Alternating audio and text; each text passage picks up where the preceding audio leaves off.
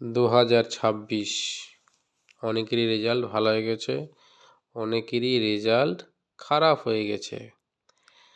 অথচ তোমরা একসাথে স্কুল, টিউশনি, মেলা, খেলা একসাথেই সব করেছো। তোমার বন্ধু চালাকি করে হোমওয়ার্কটা করেছে, স্কুলের, টিউশনির, মেলার আগে, মেলার পরে, খেলার আগে, খেলার পরে, কিন্তু তুমি ফাঁকি দিয়েই গেছো। তুমি করেছো বন্ধু বন্ধু বন্ধু আসলে টিউশনি পড়বো, না হলে পড়বো না, টিউশনি যাব, না হলে যাব না। বন্ধু মেনে চলেছে, কি মেনে চলেছে? কষ্ট করেছে, পরিশ্রম করেছে, কারণ এটা সবাই জানে যে কষ্ট করেই কিছু পাওয়া যায়। ফ্রিতে কোনো কিছু আমরা যদি পাই তার মূল্য কেউ দিই না।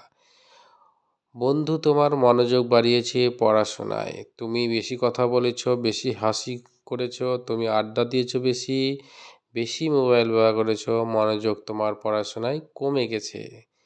তুমি প্রতিদিন পড়তে বসোনি, যে প্রতিদিন পড়তে বসেছে তার পড়া ঠিক শেষ হয়ে গেছে, যে ফাঁকি দিয়েছে তার পড়া বোঝা বেড়েই চলেছে, বেড়েই চলেছে, বেড়েই চলেছে।